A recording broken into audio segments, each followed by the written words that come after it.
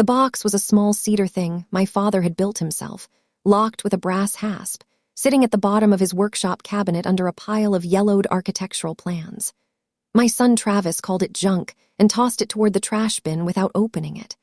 I fished it out that same night and found my father's handwriting on the last page of a red engineer's notebook. It said, "Dana, check your 457, B before you sign anything. Trust no one in that house." 18 months later, Travis would be greasing chains on a fleet of party bikes in a shirt that says Grifter on board, and every rental ticket we print has his federal fraud docket number on the bottom. That is the shape of it. But the mechanics of how I got there took 29 years of 911 dispatcher patience and one criminal's fatal mistake. My name is Dana Turner, and for 29 years I sat in a windowless room with 4 monitors and answered the phone when people's worst days happened. I was a 911 dispatcher in a mid-sized city in Ohio, the kind of place where everybody knows somebody who works at the plant or the hospital, and where a steady county job can feel like winning the lottery if you never spend more than you make. I started when I was 26, right after my husband left me with a 6-year-old son and a mortgage I could not afford alone. I took the overnight shift for the shift differential, which meant I slept in 4-hour blocks and learned to drink coffee cold. I learned 2 things in that chair that saved my life later. People do not tell you the truth in emergencies, and the person on the other end of the line is almost never the person you think they are. Those 2 lessons paid off in a way I never expected, and they started paying off long before the box ever opened. I raised my son Travis alone. I worked double shifts, skipped vacations, and put every spare dollar into a 457B deferred compensation account through the county. By age 55, I had $143,000 in that account and a paid-off Ford Focus with a cracked rear bumper. I was not rich, but I was steady. I could read a bank statement the way other women read recipe cards. I balanced my checkbook every Sunday night at the kitchen table, and I kept a paper trail for everything because I had learned from my job that memories fail, but documents do not. My father, Ben, was an architect, a quiet man who drew houses on vellum and rebuilt old locks on historic homes as a hobby. He taught me how to pick a lock when I was 14, standing in his workshop with a tension wrench and a rake pick. I thought it was a useless skill. He thought every woman should know how to open a door without asking permission. That detail mattered more than I could have known, and it mattered exactly 31 days after his funeral. The call about my father came on a Tuesday in early March, 2 weeks into my retirement. I was sitting on my back porch with a cup of coffee and a blank crossword puzzle when my neighbor Janice called. She said she saw Ben's garage door open and his truck still in the driveway, but he had not answered his phone in 2 hours. I drove over in my Focus, still in my slippers. I found him on the floor of his workshop, still holding a drafting pencil. The coroner said it was a massive heart attack, likely instantaneous. He did not suffer. That is what they say when they want you to stop asking questions, and I did stop asking for exactly 1 day. I called Travis from the driveway. He answered after 4 rings, and I could hear a television in the background, some kind of sports broadcast. I told him his grandfather was gone, and there was a pause that lasted maybe 3 seconds too long. Then he said, "Oh, Mom, oh no, we'll be there tomorrow." His voice had that flat quality I recognized from years of emergency calls, the sound of someone who has already started thinking about logistics instead of loss. I knew then that something was wrong, but I did not want to believe it. When you have spent nearly 3 decades listening to people lie about what happened, you start to hear the truth underneath their words, and I heard it in that pause. It sounded like a calculator being opened. Travis arrived from Columbus the next day with his wife Bethany, a woman who wore designer sunglasses indoors and drove a white Range Rover she could not afford. Travis hugged me too long, the way people do when they are performing grief for an audience. Bethany started taking photographs of the house with her phone. I assumed it was for the obituary. Later, I learned she was cataloging assets. She opened every drawer in the kitchen, lifted the corner of every rug, photographed the stamp on the bottom of the silver set that my grandmother left to my mother. She even used the flashlight on her phone to look inside the vent covers. I remember thinking, who does that on the day after a death? Then I thought of my dispatcher training, and I started paying attention to everything. Within a day, they were not mourning. They were managing. Travis started going through my father's files. He pulled out the trust documents, the bank statements, the property deed, and spread them across the dining room table like he was preparing for a board meeting. Bethany opened a spreadsheet on her laptop and began listing furniture, tools, artwork, even the copper plumbing fixtures. She said the word estate so many times it started to sound like a place she wanted to visit. They kept saying the same phrase over and over. We need to get this resolved quickly so Dad's estate doesn't get tied up. They wanted me to sign a stack of papers. I said I needed time.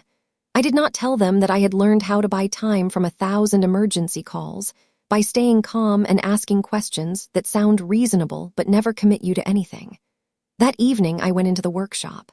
The box was sitting on the workbench, a small cedar chest with a brass hasp and a tiny padlock. Travis had opened it, riffled through the contents, and tossed it toward the trash bin, saying Dad's old junk. He missed the bin. It landed on the floor behind a stack of lumber. I picked it up and took it home. The cedar was smooth and warm, and the brass hasp had a tiny scratch shaped like a crescent moon. My father had made that scratch with his favorite drafting knife when he installed the hasp, and I remembered watching him do it when I was 9 or 10. I did not open it until after dark, when the house was quiet, and I could be alone with whatever he had left for me. Inside was a red engineer's notebook. The first pages were house sketches and measurements, neat pencil lines with notes in the margins. There were pages of lock schematics, pin tumbler diagrams, and detailed drawings of mortised locks from old churches he had restored. There was a folded property survey from a job in 1994, a receipt from a hardware store for 2 brass hinges, and a small black and white photograph of my mother standing in front of their first house. The last page was in my father's handwriting, in pencil, firm and precise. It said, "Dana, check your 457B before you sign anything. Trust no one in that house. Travis tried once before.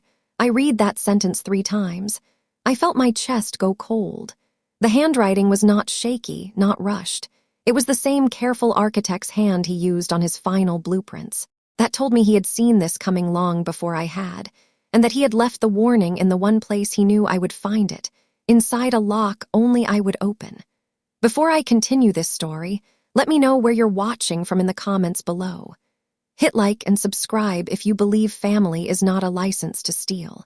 Now back to the story. The next morning I checked my retirement account online from my kitchen table. I used the laptop I had bought for retirement, a simple machine I kept clean and updated because old habits die hard. I typed in my username and password, and the page loaded slowly. The balance showed $37.42. I stared at the screen for a full minute, not blinking. Then I pulled up the transaction history. There was a hardship distribution request filed 11 weeks earlier, approved under the plan's rules for medical emergencies or foreclosure prevention. It claimed I was facing imminent eviction from my home. The request was for the full $143,000, minus taxes and withholding. The plan administrator had sent a corrective refund notice for $4,300 to an address that was not mine. Travis must have intercepted it. I sat there with my hands flat on the table, and I did not cry. I did what I had done for 29 years. I picked up a pen and started taking notes. I did not scream. I did not call Travis immediately. 29 years of dispatcher training kicked in. I took a breath, opened a new folder on my desk, and started a timeline. I logged the date of the request, the amount, the stated reason, and the name of the plan administrator contact. Then I called the plan's fraud line and left a measured voicemail. I spoke slowly. I used names and dates. I did not cry. I said, "This is Dana Turner, account holder for plan number 457-8921. I am reporting a suspected fraudulent hardship distribution. The request was filed on March 14th for the full account balance under a claim of imminent eviction. That claim is false. I have not received any notice. Please place a freeze on all account activity and contact me at this number." I repeated my phone number twice. Then I hung up and made a note of the exact time. That note would become the first page of my evidence folder, and that folder would eventually be thicker than the file the FBI opened. That afternoon, Travis and Bethany sat me down in my father's living room. Bethany placed a folder in front of me. She said, "We've been talking to an estate attorney. You shouldn't be alone right now. We think it's best if you sign a durable power of attorney so Travis can handle everything.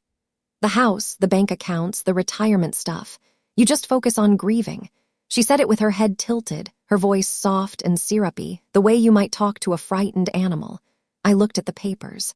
They were printed on thick white stock, with a notary block on the third page and a sticky tab where I was supposed to sign. I let my hands tremble slightly, the way a woman in shock might. I said I was so foggy, so tired. Could I read them later? Travis squeezed my shoulder. "Of course, Mom. Take your time. But the lawyer says time is money."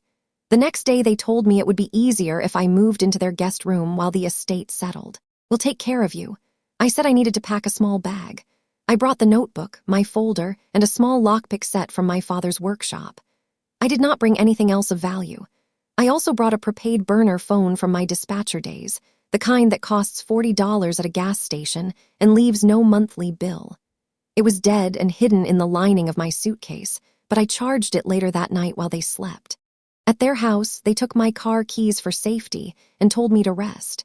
The guest room had a lock on the outside, not on the inside, on the outside.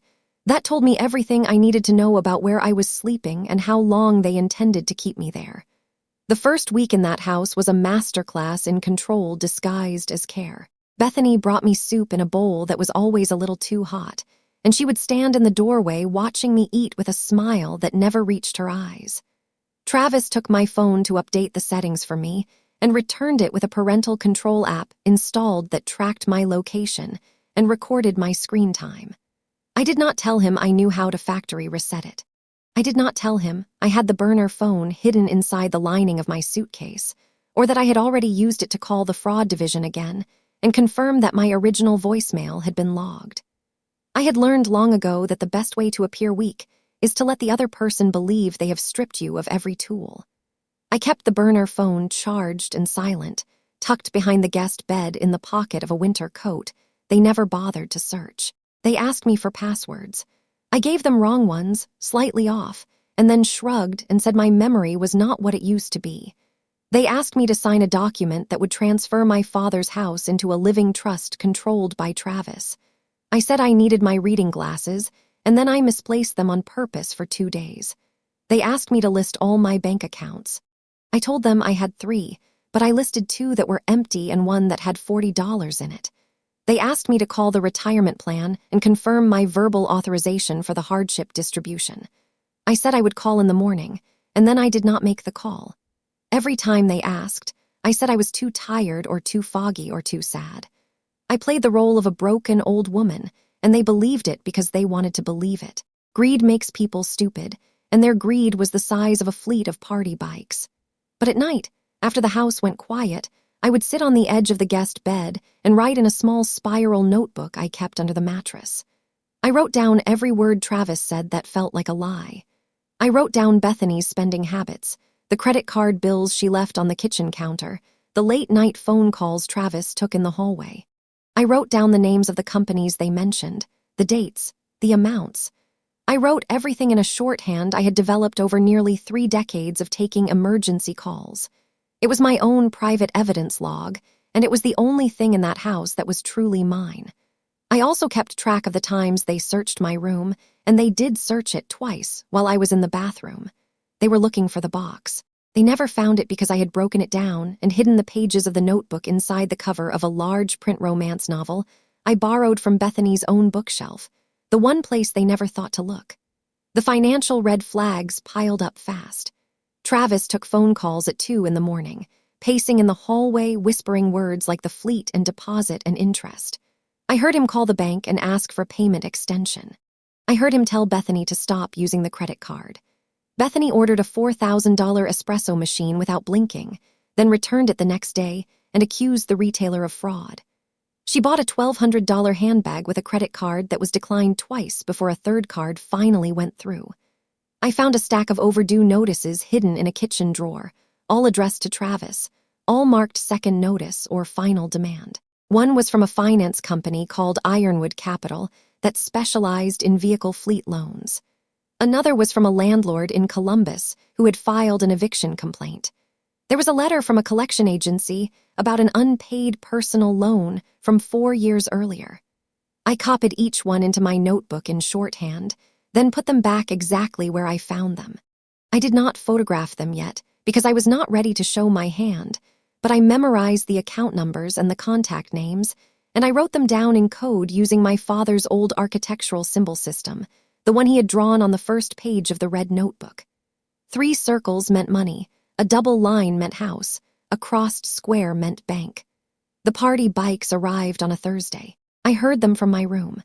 The sound of 14 steel-framed pedal vehicle frames being unloaded from a flatbed truck, along with custom seats, canopies, and sound systems. Travis had used my retirement money to buy a fleet of party bikes for a tourism business he called Pedal Columbus. He had already taken deposits from 3 separate bachelor parties for a St. Patrick's Day weekend pub crawl. I watched from the window as he walked around the trailers, pointing at the frames, his posture that of a man who believed he had already won. He never once looked up at my window. I wrote down the license plate numbers of the delivery trucks and the name of the shipping company, and I noted the time and date. Later, I learned that the wire transfer from my account had gone through just 9 days before the bikes arrived, and the purchase price for the fleet was $112,000. The rest of my money went to Bethany's credit card bills and a deposit on a commercial garage space in Columbus. The household accident happened the following Sunday. The garbage disposal jammed, and Bethany stood over the sink pressing the reset button over and over, making a high-pitched, desperate sound. I walked in calmly, told her to step back, and got down under the sink with a hex key from the junk drawer. I manually released the motor, cleared the obstruction, and reset the overload protector. It took me 4 minutes. Bethany said she did not know I knew how to do that. I said I had learned a lot of things. I did not tell her that fixing a jammed disposal is not much different from troubleshooting a radio console during a power outage at the dispatch center, or that I had once talked a panicked homeowner through the exact same repair during a storm when every plumber in the county was booked solid. I also did not tell her that while I was under the sink, I noticed a small loose tile behind the baseboard, and I later used that space to hide the burner phone. That night, I went into Travis's home office while he and Bethany were out arguing in the backyard. They were fighting about money, or rather Bethany was yelling about the credit card and Travis was telling her to keep her voice down. I had watched them through the kitchen window long enough to know the fight would last at least 10 minutes. The file cabinet was locked. I had my father's lockpick set in my pocket, a 4-pin wafer lock. I set the tension wrench, raked the pins twice, and the drawer opened smooth. Inside were the documents that undid everything. The forged hardship distribution request.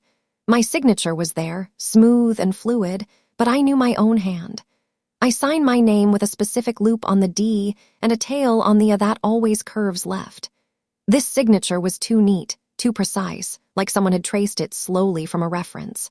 There was also a wire transfer confirmation to an account at a Cayman Islands bank under the name Apex Ventures LLC, with Travis listed as the sole member. And there was a loan application from Ironwood Capital, listing me as a co-signer, using my father's house as collateral, with a forged supplemental signature page. I photographed every page with my phone, taking care to capture the edges of each sheet so a forensic examiner could authenticate the originals later. Then I put everything back exactly where I found it. I also found a printout of my credit report with a note in Bethany's handwriting. It said, "Clean, good for 60 more." They were planning to use my clean credit to take out more loans. I had seen enough, but I did not leave that office right away. I sat in Travis's desk chair for a full minute, my heart beating hard, and I looked at the photographs I had taken. The wire transfer confirmation showed the exact amount of $138,650, which matched the net distribution from my 457B after taxes. The receiving account was at a bank in Georgetown, Grand Cayman, and the beneficial owner was listed as Apex Ventures LLC, with a registered address in Delaware. I knew from my dispatcher training that white-collar criminals often layer their money through LLCs and offshore accounts because the paper trail is harder to follow. But Travis had made the classic mistake. He had kept the originals in his own filing cabinet, in his own home, instead of shredding them. That was arrogance, pure and simple. And I had photographed every page with my phone's night mode, no flash, using the angle of the desk lamp so the shadows would show the paper grain and the indentation of the pen. That detail would later help the handwriting analyst establish that the signatures were not made in a single natural stroke. The next morning, I called the plan administrator of my 457B, directly from the bathroom with the door locked and the water running. I used the burner phone. I had memorized the fraud division number from the voicemail I had left earlier. I spoke to a woman named Marlene in the fraud division. I gave her my plan account number and explained the situation. She pulled up the hardship distribution request and said something I did not expect. MS. Turner, this request was flagged by our system 3 days ago due to an address mismatch and a signature verification failure. We've placed a temporary hold on the account, but we need you to come in person to our Cleveland office to verify your identity and provide a handwriting sample. I said I could do that. Then I asked about the corrective refund notice. Marlene said the notice was sent to the address on file. I asked what address. She read it to me. It was Travis's house in Columbus. He had changed my mailing address in the plan system 11 months earlier. That was a detail I wrote down in my notebook with a deliberate hand. Then I asked Marlene to confirm the exact date of the address change, the IP address used to make it, and whether any other contact information had been altered. She said she would pull the logs and call me back. I told her to leave any message on the burner phone, and I gave her that number. I did not give her Travis's landline. I also asked her to note in the file that I had never authorized the change of address, and that I wanted all future correspondence sent to a post office box I had opened 3 days earlier using my father's old driver's license as identification. Then I remembered my father's notebook. The last page. Travis tried once before. I called the family estate lawyer my father had used for 30 years, a woman named Evelyn Batt who handled his trust and his will. Evelyn answered on the first ring. She said, "Dana, I've been expecting you," she explained. My father had known Travis was trouble. He had caught Travis trying to forge a check from the estate account 2 years earlier. He had not pressed charges for my sake, but he had quietly restructured everything. His house was held in an irrevocable trust with a spendthrift provision that required my physical presence and consent for any sale, transfer, or encumbrance. His investment account had a similar lock, a dead man's switch that required my biometric verification at a branch within 90 days of his death, or the account would default to a charitable remainder trust. Travis could never access it without me, and I was worth more alive than dead. That was my father's quiet, brilliant countermeasure. He had designed his estate the way he designed his buildings, with load-bearing walls that could not be removed without the whole thing collapsing on the person trying to remove them. Evelyn told me she had also flagged the suspicious activity on my father's estate and had already notified the county probate court. She asked me to gather the final proof she needed. I told her I had already photographed the forged signature, the offshore account, and the loan application. She asked me to send everything through a secure file transfer. Then she said one more thing. "Dana, when the time comes, you'll need to refuse to sign in person. That's the trigger. We'll take it from there." I did not understand exactly what she meant until later, but I trusted her. She had been my father's lawyer for 3 decades, and she had never once lost a probate dispute. I spent the next several days in that house like a ghost with a clipboard. I smiled at Travis and Bethany when they came into the kitchen. I let Bethany put her hand on my shoulder and call me sweetie.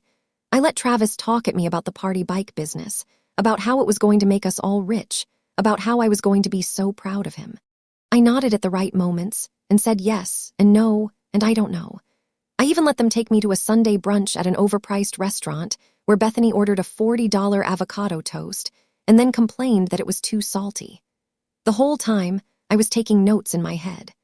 I remembered the layout of the brunch restaurant and the fact that Bethany paid with a card that had someone else's name on it, a detail I wrote down after we got home. The burner phone stayed in my underwear drawer, charged and silent, waiting for the next call. The medical scare happened on a Tuesday afternoon. I had been at Travis's house for almost 4 weeks. I was waiting for the fraud division to finish their investigation and for Evelyn to coordinate with the county prosecutor. But I needed to know for myself how far Travis would go. I needed to kill whatever piece of me still remembered the boy I raised, so I staged it. I waited until Travis was home alone. Bethany was out getting her nails done with money she thought was coming. I stood in the kitchen, poured a glass of water, and let myself drop. I did it carefully, the way a dispatcher learns to fall clean without injuring yourself. I landed on my side, glass shattering, water pooling around my face. I kept my eyes open but glazed, my breathing shallow, my body limp. I made sure my purse was on the kitchen counter, in plain view with the strap hanging off the edge. Inside the purse, I had placed a dummy set of car keys, an old wallet with $42 in cash, and a folded piece of paper with a fake PIN number written on it. I had also removed the real burner phone and the real evidence folder and hidden them back in the baseboard space behind the kitchen tile, just in case he decided to search the room thoroughly. Travis walked in. He saw me on the floor. He did not call 911. He did not check my pulse. He stepped over my body, one foot on either side of my hips, and reached for my purse on the kitchen counter. He dumped it out. He took my phone, my wallet, and a small key ring. He stepped back over me and walked toward the door. Then he paused, looked back, and said, "You picked a bad time for theatrics, Mom." Then he left. I lay there for 5 full minutes. I thought about every birthday, every school play, every time I had stayed up late helping him with homework, every time I had bailed him out of a bad decision. And I let it all go. The woman who got up off that floor was not his mother anymore. She was a witness, maybe even a prosecutor's assistant. I waited until I heard his car pull out of the driveway, then I got up, cleaned the broken glass, and went back to my room. I wrote down his exact words in my notebook, with the time and date, and I underlined the phrase "bad time" for theatrics 3 times. Then I took a long shower and let the water run over my face until I could breathe normally again. That evening I called Evelyn from the bathroom and told her what had happened. She did not sound surprised. She said, "We have enough now. The prosecutor wants one more thing, Dana. He wants you to go to the Cleveland office with them and refuse to sign in person on the record. Can you do that?" I said yes. I had been waiting 29 years to say no to the right person. 3 days later, Travis got the call he had been dreading. The plan administrator had scheduled an in-person identity verification meeting to resolve the account issue. Travis and Bethany told me we all had to go to Cleveland for a routine appointment. They needed me to confirm my identity so the funds could be released. They dressed me in a blouse they picked out, a pale blue one with little flowers that was too tight in the shoulders, and they helped me into the back seat of the Range Rover. Travis drove with both hands on the wheel, checking the rearview mirror too often. Bethany sat in the passenger seat, scrolling through her phone, occasionally turning around to pat my knee and say, "This is just paperwork, sweetie." I kept my hands folded in my lap, and I did not speak except to ask for a bottle of water. I wanted them to think I was nervous and compliant. I was neither. We parked in a garage on Euclid Avenue and walked into the plan office building. The lobby had marble floors and a security desk. Travis gave my name to the guard and said we had an appointment with the fraud division. The guard checked a clipboard and directed us to the 11th floor. I walked slowly, leaning on Travis's arm, because I wanted them to keep believing I was fragile. The elevator ride was silent except for the soft chime of each passing floor. We sat in a small conference room. A woman named Marlene, the fraud investigator I had spoken to, handed me a stack of papers. She explained that the hardship distribution request was incomplete and required my verbal confirmation and a fresh signature. She asked me to read the document carefully. Her voice was calm, professional, the same tone I had used on thousands of emergency calls. I looked at her, and she looked at me, and I knew she knew. Travis leaned forward. "Just sign it, Mom. It's a formality. We talked about this." I read the document slowly. It was a request to release the remaining funds and a reaffirmation of the original hardship claim stating that I was facing imminent eviction. On the second page, there was a signature line with my name typed below it. The document was 4 pages long, single-spaced, full of legal language about plan rules and tax implications. I read every line, moving my finger under the text like a woman who needed help following along. I paused on the section that listed the original hardship reason. It said imminent foreclosure on primary residence. I had never been late on a mortgage payment in my life. My father's house was paid off, and my own house was paid off, and I had never once in my life faced a foreclosure notice. That was one of the many lies sitting on that table, printed on thick white stock with a sticky tab for my signature. I set the pen down. I looked at Travis, then at Bethany, then at Marlene. I don't sign what I don't read, I said, and I don't read what I know to be a lie. Travis's face changed. For the first time, I saw the real man, not the performance. His jaw tightened and his eyes went flat. Mom, don't do this. We need this money. You're old. You don't need it. Just sign. I stood up. You forged my signature on a $143,000 hardship distribution request to buy party bikes, Travis. You changed my mailing address. You set me up as a co-signer on a predatory loan. And when I collapsed in your kitchen, you stepped over me to take my purse instead of calling an ambulance. So no, I will not sign. Marlene stood up and reached for a phone on the credenza behind her. She did not dial. She pressed a button and said, now. 2 uniformed officers entered the room from the hallway. They were not Plan employees. They were Cleveland police, and behind them I could see 2 men in plainclothes with badges clipped to their belts. One of them was holding a folded arrest warrant. Marlene said, Mr. Turner, we've been coordinating with the county prosecutor and the FBI white-collar fraud division.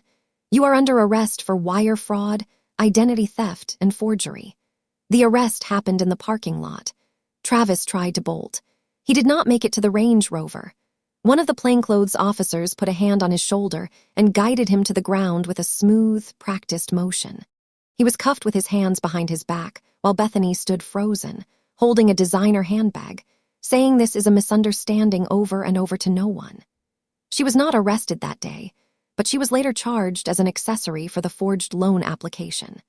The handwriting analyst I had hired through Evelyn Batt submitted a formal report that matched the forged signature to Travis's known samples with 94% certainty. It was not the only evidence, but it was the one that made the judge set his bond at $0.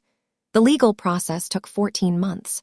Travis pleaded guilty to wire fraud and aggravated identity theft. He was sentenced to 30 months in federal prison, followed by 3 years of supervised release. The court ordered full restitution, which included the $143,000 plus interest and fees.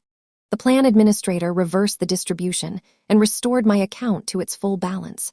I also got back my father's house, free and clear, because Evelyn Batt had filed a quiet title action that invalidated the loan application using the house as collateral. Bethany filed for divorce the week Travis was sentenced. She lives in a studio apartment in Columbus now, working retail. I hear she hates it, and I do not feel guilty about that. I feel relieved. The party bikes were seized as assets purchased with stolen funds. I petitioned the court to take them as partial restitution instead of cash. The judge agreed. I now own 14 custom party bikes, each one with a name painted on the side. The business is called Petal of Deceit Party Bike Tours. It runs Friday nights through Sunday, from April to October, down on the riverfront.